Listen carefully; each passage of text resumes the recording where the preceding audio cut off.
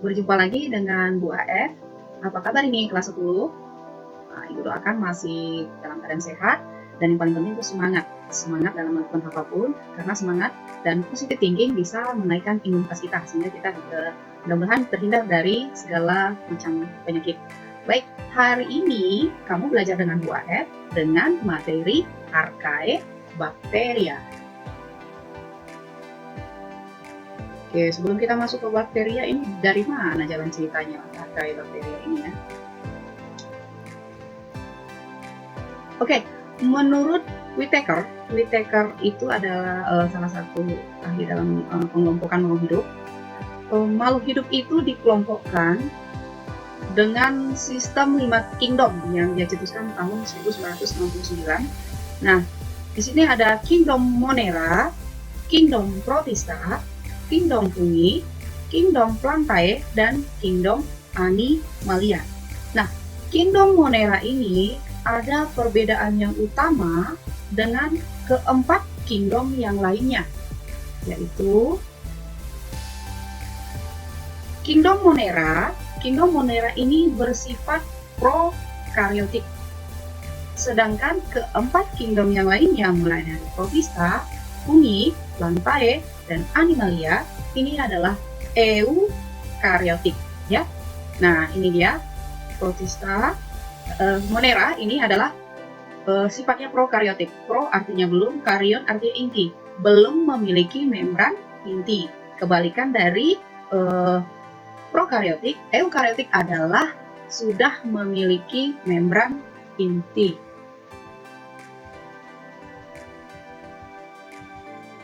Dari segi strukturnya seperti ini. Ini adalah makhluk hidup yang prokaryotik, sedangkan ini adalah makhluk hidup yang eukaryotik. Nah, ini adalah asam nukleat atau DNA atau RNA. Inilah materi genetiknya. Nah, materi genetik pada prokaryotik itu tidak diselimuti membran inti. Artinya, dia bercampur dengan bagian-bagian luar sel. Nah, kalau eukaryotik, nah di sini DNA-nya. Ini DNA-nya. Nah, dia diselimuti oleh membran inti sel ya. Ini membran inti sel. Ini yang disebut dengan nukleus ya. Ini yang disebut dengan nukleus. Jadi asam nukleatnya ini, DNA-nya atau materi genetiknya ini berada di dalam membran inti sel. Sedangkan prokaryotik ini tidak ada, tapi ini disebut juga dengan nukleolid ya, nukleolid. Artinya DNA yang tidak diselimuti oleh membran inti sel. Tapi ada juga beberapa bilang prokaryotik itu tidak punya inti sel, eukaryotik punya inti sel. Salah ya, itu konsep yang salah. Sebenarnya ini sama-sama intinya, cuman intinya dia tidak memiliki selaput atau membran, sedangkan di sini dia memiliki membran inti sel. Ya, jadi kedepannya kalau kamu ditanya apa prokaryotik dengan eukaryotik, kamu sudah harus mengerti. Jadi disinilah terletak perbedaan antara eukaryotik dan prokaryotik. Nah, tadi Whittaker membagi kingdom menjadi 5. Di mana terletak Archaea Bacteria tadi? Baik, ini Carl Woese ya, Carl Woese di penelitian terbarunya dia membagi makhluk hidup itu menjadi 3 domain. Domain ini di atasnya kingdom. Jadi kalau luar negeri ini pakai istilah domain, bukan kingdom ya. Lebih sering dipakai istilah domain. Jadi Carl Woese ini dia membagi menjadi domain Archaea, domain bakteri, dan domain eukarya. Nah, domain Archaea inilah menjadi kingdom Archaea, kemudian domain bakteria ini menjadi kingdom Eubacteria, sedangkan domain eukarya ini terbagi menjadi 4 kingdom. Kingdom Protista, Kingdom Fungi, Kingdom Plantae, dan Animalia. Jadi Archaea ini kalau menurut Whittaker, Archaea dan Eubacteria ini masih dalam satu kingdom, tapi Carl Woese bilang ini berbeda, sangat berbeda. Makanya selain berbeda kingdom, ini juga berbeda domain, karena memang banyak perbedaan antara archaea dan bakteri, ya.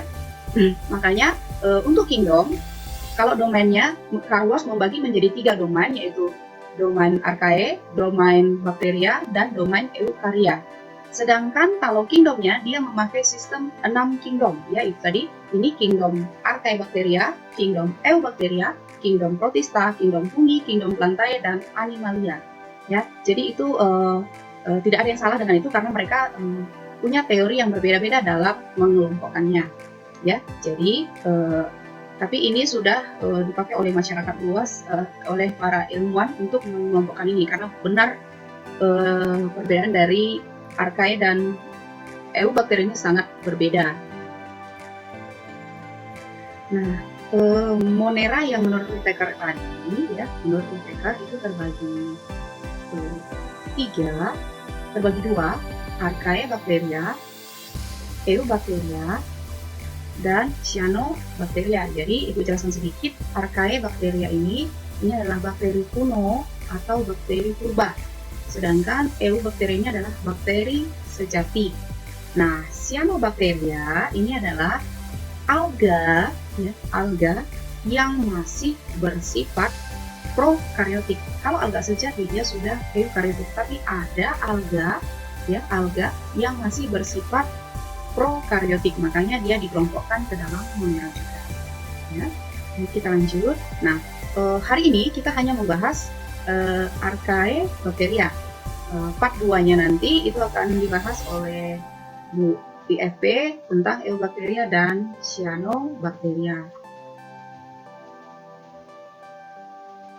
Apa itu Archaebacteria? Archaebacteria itu diambil dari kata arche, ya, archaea, yang artinya kuno. Konon ini sudah ditemukan ratusan juta, bahkan miliaran tahun yang lalu, ya. Makanya ini disebut dengan Archaebacteria atau Eubacteria. Nah, hal yang paling mendasar makanya si Carlos dia membedakannya menjadi beda kingdom dengan Eubacteria. Pertama, dinding selnya itu dia tidak memiliki peptidoglikan, sedangkan bakteri ciri khasnya dia dinding selnya memiliki peptidoglikan. Nah, di sini dia memiliki peptidoglikan ini dia memiliki ikatan kimia ester. Tetapi dinding sel pada Archaebacteria itu liposakarida, ya, liposakarida. Ini dia memiliki ikatan kimia ether. Nah, karena ikatan kimia inilah yang membuat dia bisa hidup di tempat-tempat yang ekstrim, ya. Tempat-tempat yang ekstrim, bagaimana tempat-tempat ekstrim? Misalnya seperti kawah gunung berapi, jadi dia bisa tahan, dia memang hidup di daerah yang bersuhu tinggi, ya, bisa sampai 98 derajat Celcius. Kemudian yang di kadar garam tinggi, ya, dia juga bisa hidup di kadar garam tinggi atau di pH rendah, ya, atau yang sifat asam. Ya, biasanya makhluk hidup tidak akan bisa hidup pada tempat yang kadar asam, ya, habitat yang berkadar asam. Nah, uniknya Archaebacteria ini dia tahan terhadap antibiotik. Kenapa? Orang dia di suhu tinggi juga dia aman, di kadar garam tinggi dia aman, antibiotik dia juga tidak mampan atau tidak bisa dibunuh melalui antibiotik. Nah, syukurnya Archaebacteria ini tidak ada yang parasit, jadi tidak apa-apa jika dia tidak tahan antibiotik, tidak membuat makhluk hidup lain menjadi sakit, gitu ya. Nah, Archaebacteria ini dia no parasit, ya. Nah, ciri yang sama dengan bakteri, jadi inilah ciri yang mendasar yang membuat kingdom Archaebacteria ini berbeda kingdom dengan kingdom Eubacteria menurut Carlos. Tapi Whittaker dia masih menyamakannya karena dia belum melakukan penelitian lebih lanjut. Nah, persamaannya dengan Eubacteria, dia reproduksinya sama, yaitu membelah diri atau pembelahan biner. Bentuknya ya sama, ada yang batang, ada yang bulat, ada yang spiral, gitu ya. Kemudian Archaebacteria dia memiliki flagel, ya, untuk sebagai alat geraknya. Kemudian dia uniselular, dia bersel satu, kemudian sama-sama prokaryotik dan sangat kecil atau mikroskopik. Jadi ini ciri yang sama dengan bakteri, sedangkan ini adalah ciri yang mendasar yang memang sangat berbeda Archaebacteria dengan Eubacteria. bakteria. Baik, sekarang kita masuk ke macam-macam dari atau jenis-jenis dari Cara saya menghafalnya adalah pakai singkatan. Archaebacteria ini terdiri dari 3 ini dengan singkatan MTH ya. Yang pertama yaitu metanogen ya. Metanogen ini hidup di daerah yang kurang oksigen ya. Makanya kebanyakan dari Archaebacteria jenis metanogen ini dia anaerob karena dia kurang oksigen. Jadi banyak di lumpur, di rawa, di saluran pencernaan ya. Jadi dia bersifat anaerob dan menghasilkan makanan sendiri dengan cara chemoautotrof ya, dengan mengubah CO2 dan H2 atau asam asetat. Dan ini yang menghasilkan gas metana, makanya dinamakan metanogen. Jadi jenis Archaebacteria ini adalah jenis archaea yang bisa menghasilkan gas metana, makanya disebut dengan metanogen. Contoh dari metanogen ini, dari jenis metanogen adalah Suchomonas amylolithica ya. Dia hidup di usus sapi. Sapi itu memiliki tenaga yang super, itu berasal dari rumput. Kenapa dia bisa mengelola rumput? Karena dia memiliki 4 lambung yang di dalamnya ada dengan bantuan Archaebacteria ini. Jadi makanya dia bisa kuat karena amilum pada rumput itu sangat banyak, sangat banyak. Jadi kalau kita manusia tidak bisa mencapai. Oke, kemudian Archaebacteria jenis metanogen ini juga digunakan menghasilkan gas metana atau biogas. Ini untuk sebagai sumber energi yang berasal dari kotoran hewan, kotoran manusia ya. Jadi dengan mengumpulkan kotoran kita bisa membuat energi listrik. Kemudian yang kedua itu termoasidofilik. Termoasidofilik ini termo artinya suhu, asido asam, filik yang menyukai suhu tinggi dan kadar asam yang pH-nya 2 sampai 4 ya. Jadi ekstrimnya ada begitu, hidup lain nggak bisa tinggal di situ, sedangkan dia justru menyukai tempat-tempat seperti itu ya. Pada suhu tinggi dan tingkat keasaman yang rendah atau pH asam. Nah, biasanya termoasidofilik ini hidup di kawah gunung berapi ya, yang mengandung sulfur atau belerang ya. Makanya di sekitaran gunung ini kan dia berbau ya, berbau karena dia memiliki H2S. H2S ada yang tahu? Rumus kimia kentut itu H2S. Selain manusia menghasilkan H2S, gunung berapi juga menghasilkan H2S. Ya, jadi dia memanfaatkan H2S sebagai sumber energi untuk si Archaebacteria jenis termoasidofilik. Oke. Contoh dari bakteri ini adalah Thermoplasma acidophilic ya. Kemudian Sulfolobus sp. Ini hidup di sumber mata air panas yang terkenal itu di Yellowstone, di Taman Nasional Yellowstone.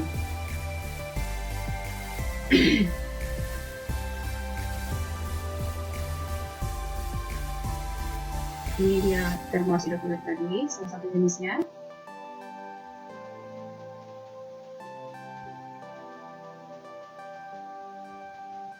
Masuk yang ketiga, yaitu halofilik. Halo diambil dari kata halogen, yaitu garam, filik artinya menyukai. Berarti dia menyukai tempat yang berkadar garam tinggi atau salinitas tinggi ya. Ini biasa hidup di laut mati. Laut mati itu adalah danau yang tingkat garamnya sangat tinggi sehingga apapun yang berada di dalam danau laut mati itu tidak akan tenggelam ya, karena kadar garamnya yang sangat tinggi. Nah, jenis halofilik ini banyak terdapat di sini karena dia menyukai kadar garam yang tinggi. Cara hidupnya dia aerob, kemudian heterotrof atau mengambil makanan dari makhluk hidup lain, atau ada yang anaerob fotosintesis. Jadi dia memiliki pigmen bakteriodeksin untuk melakukan fotosintesis. Jadi selain tumbuhan bakteri juga ada yang melakukan fotosintesis. Ini contohnya Haloarctula, sp, Halobacterium, Halobacterium, dan Halococcus. Ya, ini hidup pada ikan asin. Jadi di ikan asin itu terdapat Archaebacteria ini, cuman karena dia tidak bersifat parasit sehingga tidak menyebabkan sakit pada ikan asin, ya pada pemakan ikan asin seperti kita manusia. Ya, jadi itu adalah Archaebacteria yang terdapat pada ikan asin. Baik, tadi sudah Ibu sebutkan ketiga jenis atau ketiga macam dari Archaebacteria, yaitu metanogen, thermoacidophilic, dan halophilic. Nah, peranan dari ketiga Archaebacteria ini bisa kamu lihat di buku cetak kamu.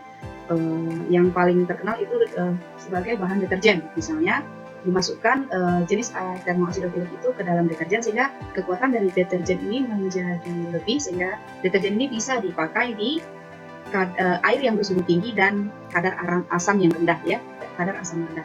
Kemudian manfaat yang lainnya yaitu untuk biogas. Jadi seperti dibilang dulu tadi, biogas ini adalah alternatif energi jika kita tidak terlalu mengandalkan PLN. Jadi biasanya di daerah-daerah ini diambil kotoran sapi, kotoran manusia, itu dijadikan semua di dalam satu wadah yang anaerob atau kedap udara. Kemudian ini bisa diubah menjadi energi listrik, bisa juga untuk memasak, ya, jadi kompor, ya untuk kompor. Baik, itu dia beberapa manfaatnya. Manfaat yang lain mungkin bisa kamu lihat di buku cetak kita. Dikatakan ini makhluk hidup itu terdiri dari 3 domain, yaitu domain bakteria, domain Archaebacteria, dan domain eukarya. Nah, Archaebacteria ini menurut para ahli, menurut teori dari para ahli adalah cikal bakal dari makhluk hidup yang lain, ya, cikal bakal dari hidup lain. Jadi Archaebacteria ini, Archae adalah cikal bakal eukarya, ya, eukarya. Jadi makanya bilang Archaebacteria ini adalah makhluk pertama yang berada di muka bumi yang merupakan akan berevolusi menjadi makhluk hidup yang lain. Yang mau itu tumbuhan, mau itu hewan, itu cikal bakalnya adalah Archaebacteria. Oke. Seperti Ibu bilang tadi, bahwa ini tidak jangan dihubungkan dengan agama. Kamu boleh juga tidak percaya, cuman untuk saat ini kita belajar, kamu berada pada posisi ilmuwan. Pertanyaannya, setujukah kamu menurut pendapat ahli ini? Setujukah atau tidak setujukah menurut pendapat ahli ini bahwa Archaebacteria ini adalah cikal bakal makhluk hidup yang lain, ya, makhluk hidup atau makhluk multiselular yang lain, bahkan seperti kita manusia? Setujukah kamu? Jika setuju, itu kamu beri alasan. Jika tidak setuju, kamu beri alasan. Jadi setuju atau tidak setuju kamu itu Ibu lihat dari penjelasanmu secara ilmiah, ya, beri alasan ini. Jangan agama nggak bisa kita ganggu juga ilmunya, ya. Baik, itu dia tugas pertama. Tugas kedua, perhatikan cuplikan yang berikut.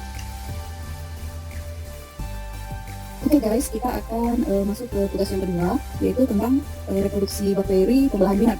Nah, di sini ada satu Archaebacteria, ya, Archaebacteria yang mengalami pembelahan binar. Ya. Nah, ini satu bakteri akan membelah diri menjadi 2 bakteri, kemudian bakteri di bawahnya lagi juga akan mengalami pembelahan berikutnya, ya. Jadi dari 1 menjadi 2, kemudian 2 menjadi 4, ya. 1 menjadi 2, 2 ini menjadi 4 begitu. Nah, dalam satu kali pembelahan ini waktunya 20 menit, ya. Waktunya 20 menit dalam waktu satu kali pembelahan. Baik, tugasnya. Nah, tadi yang Ibu contohkan itu apabila terdapat satu Archaebacteria, ya. Nah, pertanyaannya, apabila terdapat dalam satu tempat itu terdapat 4 Archaebacteria yang akan mengalami pembelahan binar, ya, yang akan mengalami pembelahan binar. Pertanyaannya, berapakah jumlah akhir, ya, jumlah akhir dari Archaebacteria itu dalam kurun waktu 3 jam? Berapa jumlah akhir dari Archaebacteria jika awalnya ada 4 Archaebacteria, dan berapa jumlah akhirnya dalam waktu 3 jam? Oke, itu untuk tugas kedua. Baik, itu dia untuk tugas kedua. Baik, sekian dulu untuk hari ini. Terima kasih buat perhatiannya. Ini sekali Bu AF-nya. Ya, itu begini Ibu AF kalau lagi di Eropa, ya. Kalau lagi di Afrika beda lagi bentuknya, seperti bunglon gitu ya. Oke. Baik, sekian dulu untuk hari ini. Sampai jumpa di pertemuan berikutnya. Tetap semangat, tetap berpikir sehat, tetap positif thinking. Selamat berjumpa kembali. See you next time. Bye-bye.